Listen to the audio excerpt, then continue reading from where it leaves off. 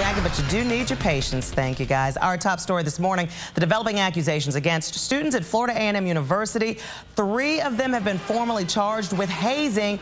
More are under investigation, and the FAMU Marching 100 have even been suspended as a whole because of all of this.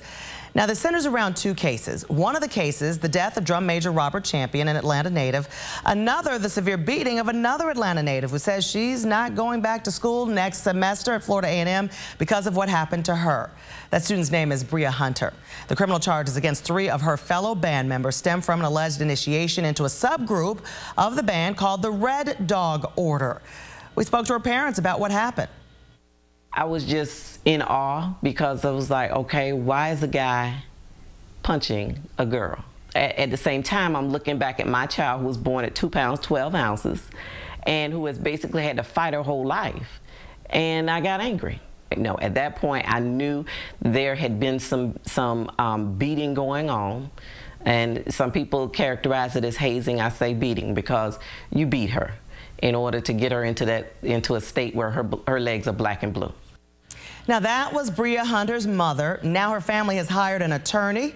BJ Bernstein joins us this morning. BJ, good morning. Thank you for joining us. Good morning. You know, and doing some research on this, didn't realize really that Georgia has a hazing law. And for folks who at home don't know anything about this, to haze means to subject a student to an activity which endangers or is likely to endanger the physical health of a student, regardless of a student's willingness to participate in such activities. Now, what are you hoping to gain from this for Bria and her parents? Well, number one is justice. I mean, the only reason we came forward yesterday is because there finally has been some arrests. Remember, this has been with the police shortly after this happened, when Bria suffered severe injury and could barely walk, and reported it. That's the key thing here. She reported this. I've heard a lot of stories. Oh, she only reported it after Robert Champion died. No, the child reported it sooner.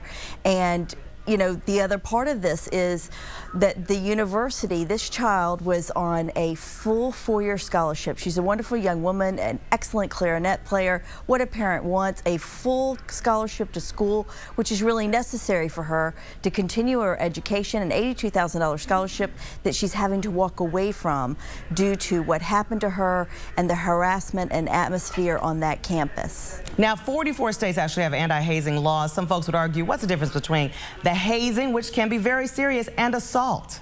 You know, honestly, they're one and the same to a certain extent. I mean, hazing laws were passed because a lot of times it's been alcohol abuse, making someone drink to an extent.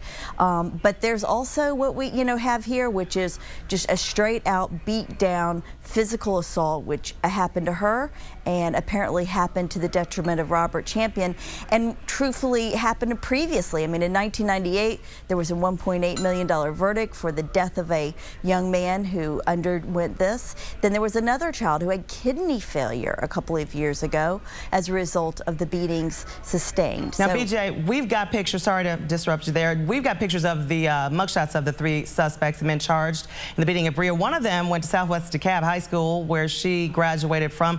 We heard from you a little bit yesterday, and you called this group a gang. Why do you say that? You know, because gangs have initiations that have beatdowns, and that's what's happening here. And it's not just Georgia.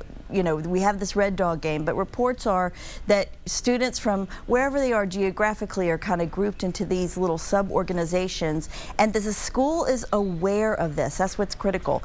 You know, this didn't happen on campus, but as in most universities, in fact, I've represented students who attend Emory and Georgia Tech and University of Georgia who have been suspended or expelled for actions off campus. But Florida A&M has tried to make this distinction, since maybe it happens off campus, we're not responsible, and that's absolutely not the case. Well, what sort of punishments are you looking for against these 3 men charged in Bria's beating? Well, we're going to trust the authorities initially with the state of Florida.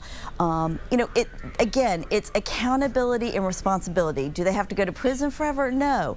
What has to happen, though, is to honestly admit what happened, get counseling, get things to change them, and also, more importantly, to change the adults, because in the end, hazing always relates back to the adult supervision and the adults who allow it to happen. These organizations can't be on campus if they do this. It's simple. That's what eradicates hazing. All right, BJ Bernstein, many would admit it is a culture that has continued for years. Someone on our Facebook page saying, of course, it doesn't only happen at HBCUs.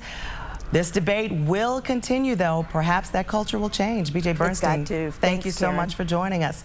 Let's get to some